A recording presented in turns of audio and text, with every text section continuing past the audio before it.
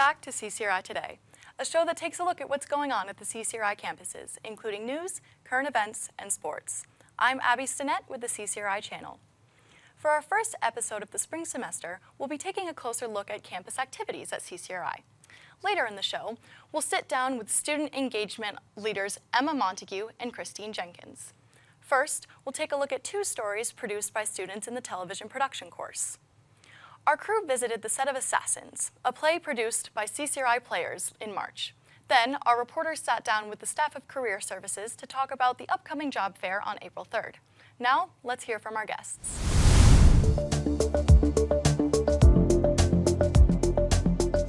I am Luke Sutherland. I am a professor of theater. I also direct, and I do scenic design. Hi, my name is Felix Burns, and I'm one of the prop masters of the show.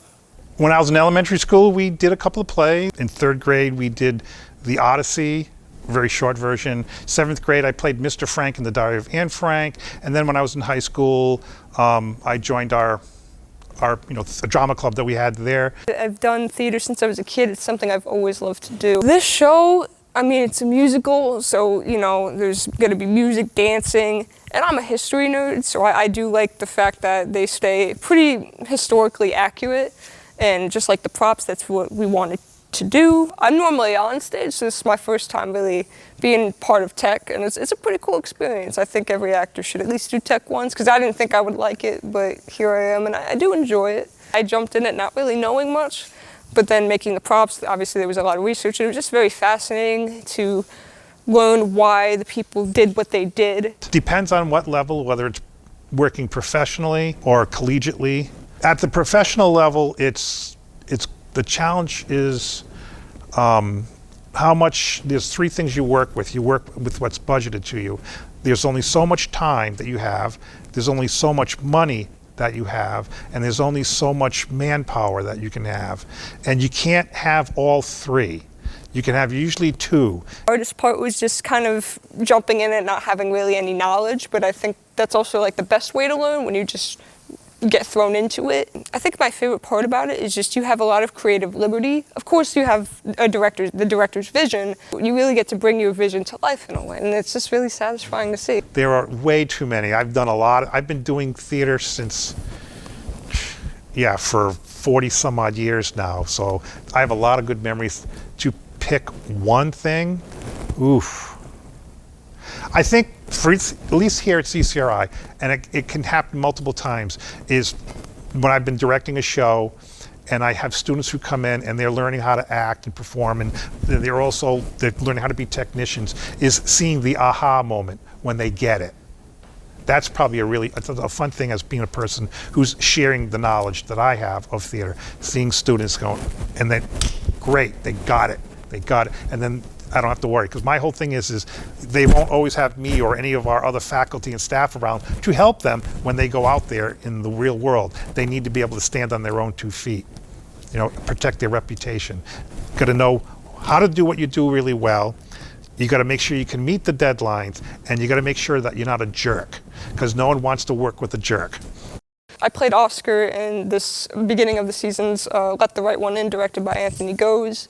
And I would say that was my first acting role here, and let alone a lead. And I struggled with confidence a bit. Now a little better, still working on it for sure, but definitely was trying to overcome those insecurities and whatnot. And with that role itself, I was playing a 12-year-old boy.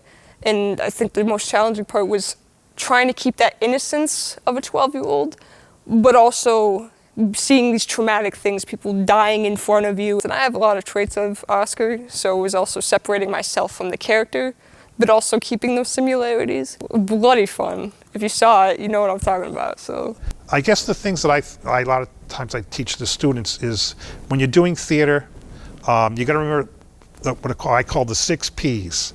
Prior planning prevents piss poor presentation. So if you're going to do something, plan ahead so it's less stressful. So if something goes awry, you might have the time to make the adjustment so that what you do it well. The 3 Ds are following direction. In this case, it's following the direction that the director of a script wants to go. Following directions. Then the second one is details. You want to bring details to your work, whether you're a designer or an actor or a director. Anybody that works in theater, the breathing life is in the details. You don't want to have, if you're a performer or a director, you don't want the characters to be flat. You want them to be fully rounded. And sometimes the little details of knowing, building a character, things that maybe an audience might not necessarily be able to see or to observe, but the actor can then bring them out because it's the basis, the foundation of who their character is. And sometimes you have to fill in the givens that you might not get from a playwright script. And then the last of the D's is deadlines. You got to meet the deadlines. Opening night is your biggest deadline. If the critics and you didn't meet deadlines, the critics are going to know that the play's not really being well produced. So you got to work your way backwards as far as deadlines from your opening night, and then put all other deadlines in there. And something, making all the small deadlines allows you to meet with good quality work that big deadline of opening a show. When I played Oscar, we had the KC-ACTF people come in to let us know who got nominated for the Irene Ryan, and I was fortunate enough to be one of them. It's like all that hard work, going over all those humps of insecurities all paid off.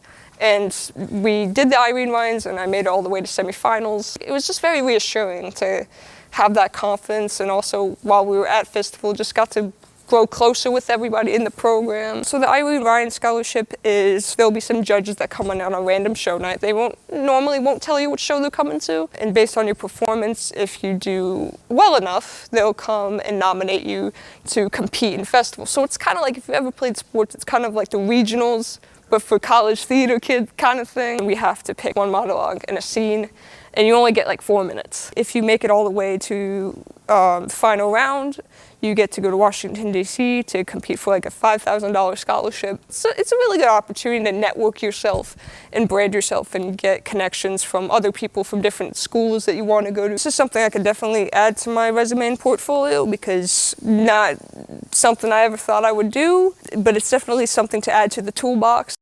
As far as the advice to students, if you're going to do it, go for it. Do it all. Learn as much as about all the craft, because maybe if you're an actor, one actor that when I was working at one place professionally, he was a carpenter. This one guy was a carpenter, but it turned out they needed someone to fill a role, but he was more of an actor. So he left the carpentry part and joined up as an actor, and he was happy with that because he trained as an actor, not as a carpenter. But just by being able to do some carpentry work, it made him able to be at the right place at the right time to get another opportunity in acting instead. I would say you gotta take rejection. You really do, because you're gonna get no's, but that should only push you to want to keep trying. Don't care what people think. Don't care what they have to say. You know, if you're enjoying it, you do you, man. You know.